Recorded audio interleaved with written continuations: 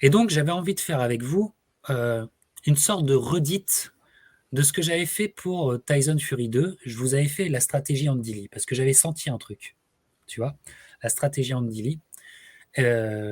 Donc, vidéo toujours disponible, que vous pouvez aller voir pour voir un petit peu ma méthode, qui est une méthode à la fois de recoupe, où je recoupe des éléments, et aussi intuitive, avec ça. J'ai envie maintenant qu'ensemble, qu'on s'engage dans la stratégie Garcia. Alors, en termes d'intuition, je ne suis pas au bout de ma réflexion, évidemment.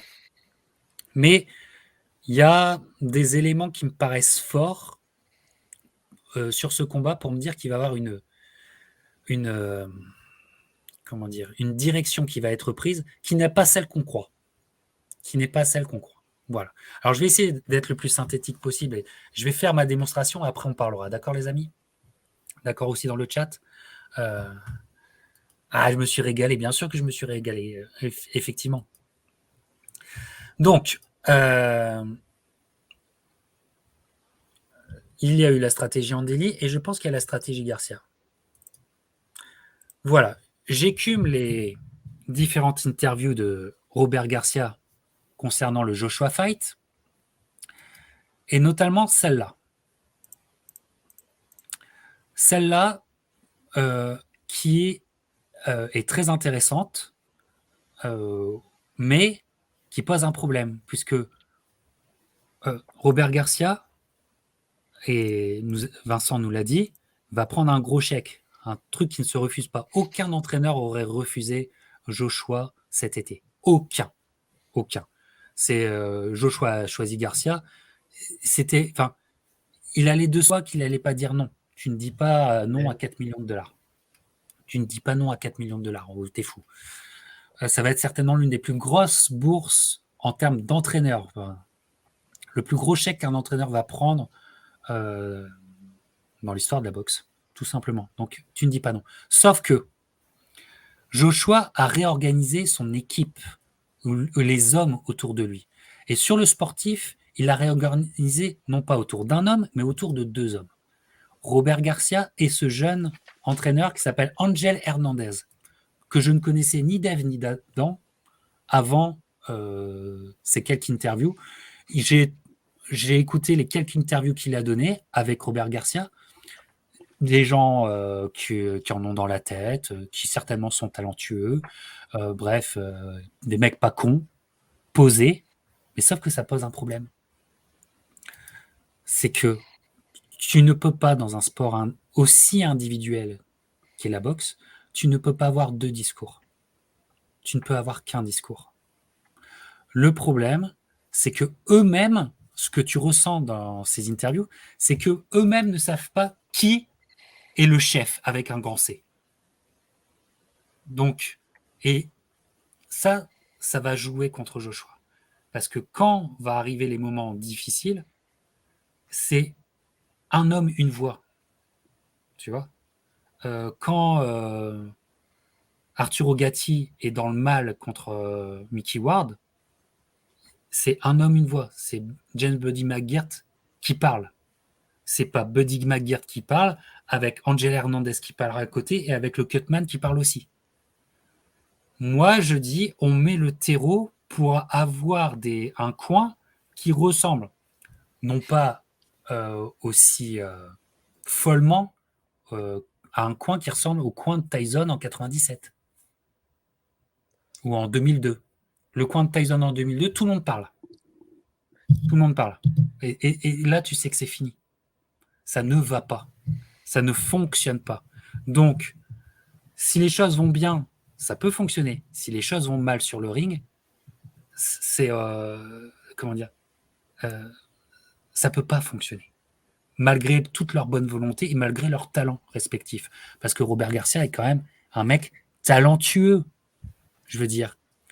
Robert Garcia est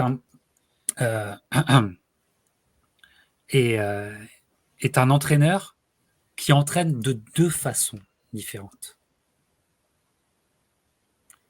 La façon majoritaire de laquelle il entraîne, dans laquelle il entraîne ses protégés, pressure fighter, boxe de volume, on avance, on croit en sa puissance, on a confiance en sa puissance, et on y va, et on agresse. Voilà. Tu te dis, ça, Joshua a besoin de ça, parfait. Match-up, enfin, là, la sauce prend, la mayonnaise est parfaite pour que Joshua retrouve sa confiance, pour qu'on retrouve le Joshua des grands temps, 2015, souvenez-vous qui fait Candidian White, c'est un Joshua plein de confiance. Plein de confiance. Et on veut revoir ça. Parfait. Robert Garcia est l'homme qui peut donner ça. Alors, ils vont travailler là-dessus, et évidemment. Évidemment. Voilà. Mais Robert Garcia est aussi un autre homme qui entraîne. D'ailleurs, avec son fils, avec le fils de Robert Garcia, qui entraîne qui? Parce qu'il y a le Robert Garcia majoritaire et il y a le Robert Garcia minoritaire. C'est lui. C'est quand Robert Garcia entraîne son frère Mickey Garcia. Et là, c'est pas du tout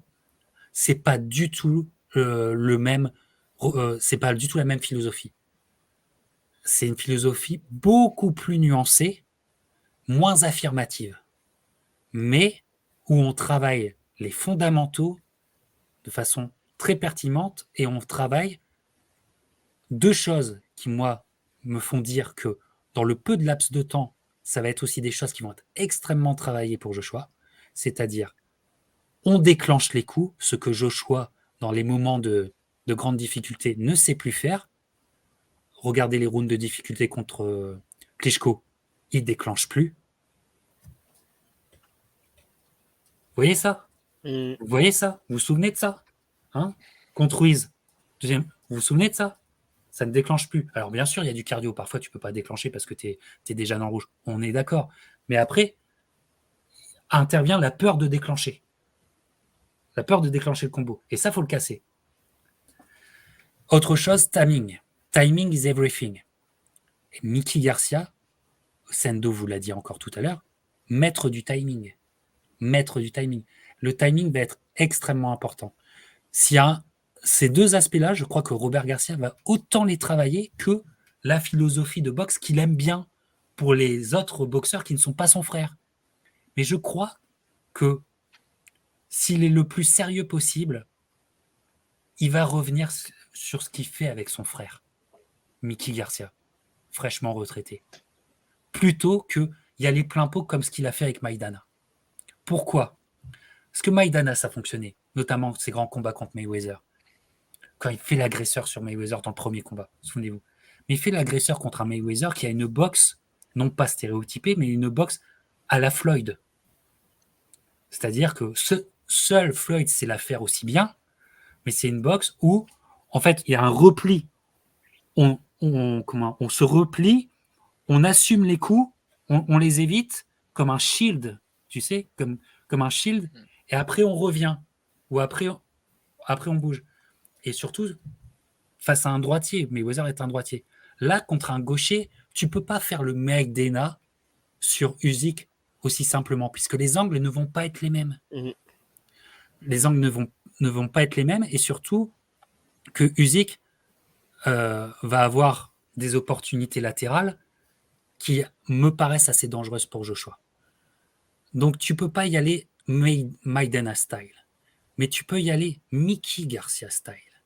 Alors, attention, dans un aspect important, c'est qu'en fait, qu'est-ce qu'il faut essayer de contenir chez Usyk?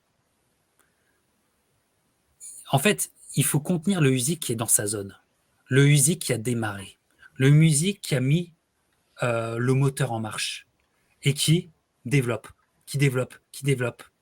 J'en veux pour preuve un mec qui, je pense, s'il avait un rematch contre Usyk, ferait quelque chose de beau.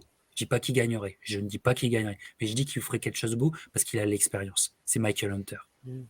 Parce que regarde le premier combat contre Usyk, Michael Hunter, il survit, mais alors à ça, il a à ça de rompre. Mais il survit à quoi? Attends, laisse-moi finir. Il survit à quoi? Il survit au Usyk qui est en roue libre, qui est en plein développement de son truc. Regardez les 2 derniers rounds, Usyk est en plein développement de son truc. Et Hunter ne peut plus arrêter cette machine en marche. Il ne peut plus l'arrêter. Tu vois, il a réussi à survivre, mais regardez, revoyez ce combat, il ne peut plus l'arrêter le truc. Ce qu'il faut faire, ce que j'intuitionne qu'il faudrait faire, on verra bien, peut-être que je me plante, mais c'est que empêcher, en étant le maître du timing, que Usyk embraye et que le moteur Usyk commence à démarrer et ne s'arrête plus. Et donc, il faut attaquer Usyk comme Mickey Garcia pourrait attaquer ses adversaires, comme il l'a fait par exemple contre Brunner.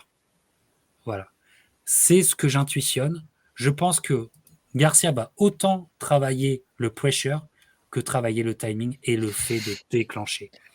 Et voilà. Alors ça, c'est une intuition mais qui vaut que ce qu'elle vaut, parce que ce qui me dérange fortement dans mon analyse, c'est ça. Un duo d'entraîneurs, ça ne fonctionne pas. Ça ne fonctionne pas, ça n'a jamais fonctionné, ça ne fonctionnera jamais. Donc ça me perturbe. Voilà ce que j'entrevois de la stratégie Garcia. Je ne dis pas que Mickey Garcia est impliqué là-dedans, parce que j'ai l'impression que Mickey et Robert, en ce moment, sont un peu en froid. Vu comment Robert a parlé de son frère et de sa retraite, voilà ce que j'intuitionne. J'ai beaucoup parlé, mais voilà mon analyse. Je crois qu'il y a beaucoup de Mickey Garcia sur lequel Joshua peut réfléchir. Voilà mon analyse. Voilà la stratégie Garcia selon moi. Timing, déclencher, empêcher Usyk de développer. Qui veut peut-être rebondir? Allez, vas-y, Sendo. Après, ça sera Vincent. Alors je pense pas que je vais rebondir longtemps, mais c'est pour dire que là va se poser le problème qu'on a évoqué l'autre fois qu'on a parlé de Joshua, c'est le temps en fait. C'est que faire ça sur allez 4 mois pour prendre large, je pense pas que ce soit suffisant en fait. Ça c'est un travail de longue haleine, surtout si comme tu dis, il faut travailler sur 2 axes très différents. Travailler sur l'agressivité, le physique de manière générale, et travailler d'un côté sur le timing et tout upgrader d'un coup, ça prend énormément de temps. Et est-ce que là va y avoir assez de temps? Je pense pas. Après, juste pour donner un petit contre-exemple, un duo d'entraîneurs qui ça fonctionne pas. Alors peut-être qu'il faudrait que je revoie, mais les frères Petronelli, enfin ça a bien fonctionné, hein. Les frères C'est Petronelli. vrai, c'est Après, le contre-exemple, mais je crois qu'il y a un des frères était le chef du c'est coin peut-être. et l'autre était assistant et il fermait sa gueule. Mais vérifiez dans le coin de Hagler, mais il y avait Je crois que c'était ça, effectivement. celui qui avait les cheveux les plus blancs des deux. Il y en avait un qui avait vraiment les cheveux très très grisonnants, plus que l'autre, était le boss, et l'autre était même pas le cutman, était l'homme du saut un petit peu. Et du tabouret. Mais vérifier, c'est bien ce que tu le dises quand même, Sendo. Vincent. Non, pour réagir au frère Pretonelli, je pense qu'aussi c'était depuis combien d'années qu'ils faisaient ça ensemble, alors qu'Angel Hernandez et Robert Garcia, je crois pas qu'ils aient travaillé ensemble déjà par le Non, passé, non? non, ça va être une première Voilà, pour eux.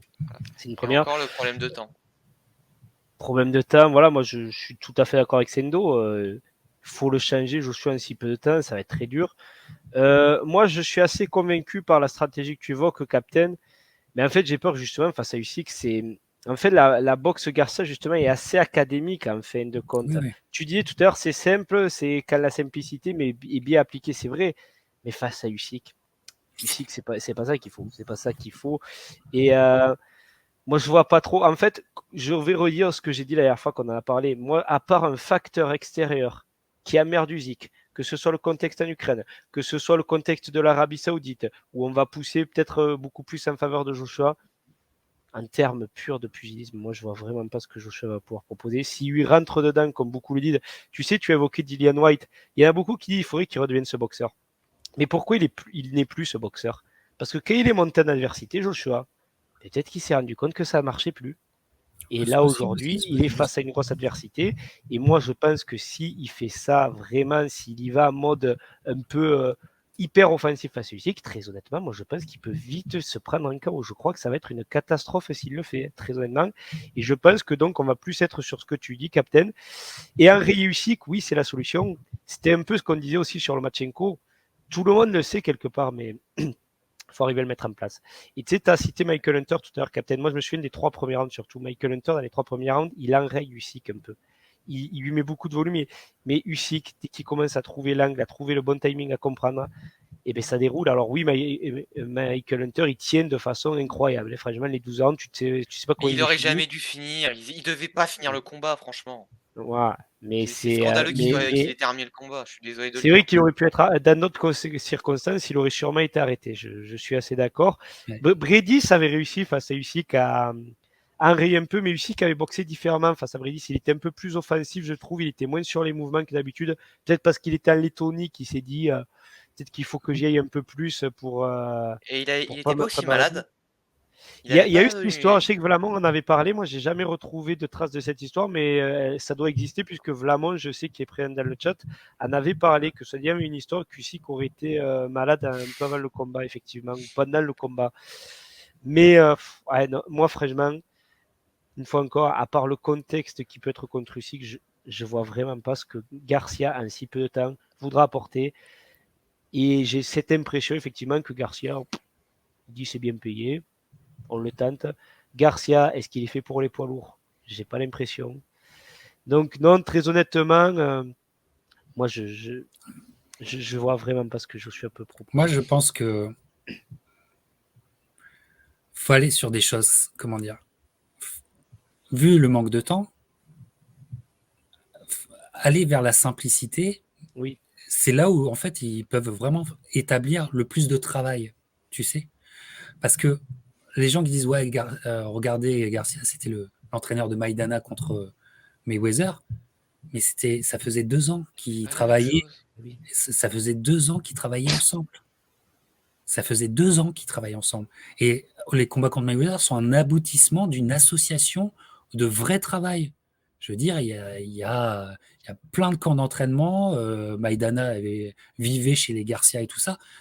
On est là, on est sur vraiment un plan de travail qui était parfait pour quelqu'un qui veut se transformer. Et ils ont réussi à transformer Maïdana.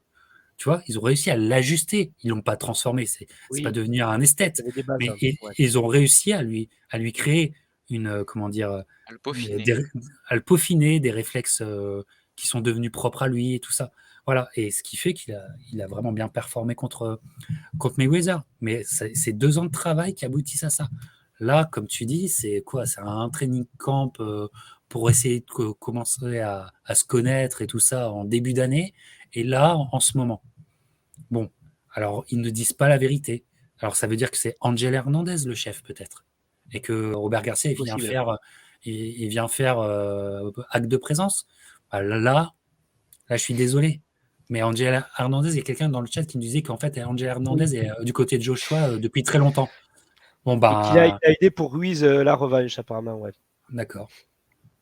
Bon Est-ce bah que ça va aider à battre Usyk? Je pense pas. contre Usyk, ça sera compliqué. Mais si Usyk a la chiasse toute la semaine, si il est pas bien dans sa tête, bon, ok. Moi, je vois que ça, honnêtement. Très honnêtement, parce que je le tourne dans tous les sens, Joshua, je ne vois vraiment pas. Tu sais, même il y a beaucoup qui parlent de travail au corps. Mais ouais, oui, bien sûr. C'est une chose. Mais pourquoi il est allé pas tant que ça au corps? Parce que dès qu'il va baisser sa garde, il va se prendre des 1-2 dans la face. Il va pas savoir d'où ça vient, Joshua. Faut toujours se demander, les gars. En fait, ce qu'on préconise là actuellement, Joshua, si vous avez de la mémoire, c'est ce qu'on lui préconisait pour le premier combat. D'être Exactement. agressif, d'aller chercher au corps. Ils l'ont pas mis en place. Et je pense que si nous on l'a vu, aussi ils le savaient qu'il y avait cette stratégie. S'ils n'ont pas choisi de l'appliquer, c'est qu'il y a une raison, moi je pense. C'est qu'ils savent très bien. Et tu sais, il a changé d'entraîneur, Joshua. Et c'est peut-être pas. En soi, c'est pas un mauvais choix, mais peut-être c'est pas un bon choix non plus parce que le mec qu'il avait n'était pas le plus grand des entraîneurs, mais peut-être le connaissait suffisamment Mais bien. il n'était pas non Savoir. plus, enfin, c'était pas un mec sorti nulle part non plus, tu vois. Voilà, c'est ça. Et peut-être que le Ouais. gars le connaissait. Ouais. Ouais. En tout cas, on aura les réponses. Très, très intéressant. On aura, quoi qu'il arrive, je crois qu'on aura quand même de la grande boxe. Tu sais? Oui. Parce que pour un grand combat de boxe, il faut être 2. Et je crois qu'on aura ça. Je crois qu'on aura ça. Mais beaucoup plus stratégique, alors qu'une boxe, il va peut-être pas ressembler au poids lourd, tu vois. Tu vois, Oui. parce que les poids lourds, c'est un désir spécial. C'est une sorte de satisfaction de nous, public spécial. Et alors nous, on kiffe d'être dans un autre délire en regardant les poids lourds grâce à Usyk notamment, tu vois. Mais je pense que, par exemple, ceux qui aiment les trucs bien bourrins et qui ont été satisfaits avec Fury Wilder, voilà, n'auront pas la même satisfaction. Tu vois. On n'aura pas la même satisfaction. Ça c'est sûr. Ouais. Voilà, non, mais j'attends avec impatience. On attend cette soirée avec impatience. Je serai de retour, en tout cas.